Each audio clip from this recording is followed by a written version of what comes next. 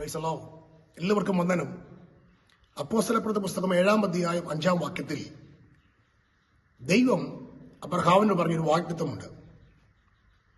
അവന് കാലടി വെക്കുവാൻ ഒരു സ്ഥലം പോലും ഇല്ലാതിരിക്കുമ്പോൾ, അവന് സന്തതി ഇല്ലാതിരിക്കുമ്പോൾ ദൈവം പറയുകയാണ്, നിനക്കും നിന്റെ ശേഷം നിന്റെ സന്തതിക്കും ഈ ദേശം ഞാൻ അവകാശമായി നൽകും.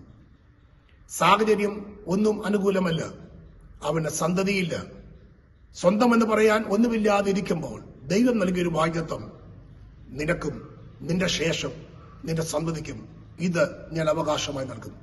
പ്രിയ ദൈവമേ, ഒരു സാഹചര്യവും അനുകൂലമല്ലെങ്കിലും ദൈവം കൈമാറിയ ചില വാഗ്ദത്തങ്ങളുണ്ട്. ദൈവിക വാഗ്ദത്തങ്ങളുടെ പ്രത്യേകത അത് തന്നെയാണ്. നമ്മുടെ സാഹചര്യം അനുസരിച്ചല്ല ദൈവം വാഗ്ദത്തം കൈമാറുന്നത്.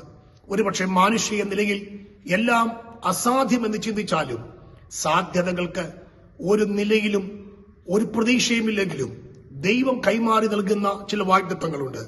ആ വാഗ്ദത്തങ്ങൾ ദൈവം നിറവേറ്റും.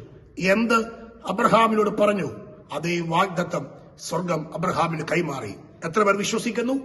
ദൈവം നൽകിയ വാഗ്ദത്തങ്ങൾ സാഹചര്യങ്ങൾക്കപ്പുറം വിശ്വസിക്കൂ, സ്വർഗം നമുക്ക് വേണ്ടി പ്രവർത്തിക്കും. പ്രാർത്ഥിക്കാം.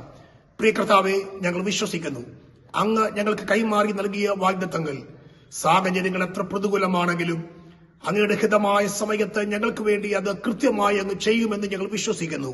ആ ദൂതനെ ഞങ്ങൾ സ്വീകരിക്കുന്നു, യേശു കർത്താവിന്റെ നാമത്തിൽ തന്നെ. ആമേൻ, ആമേൻ. God bless U.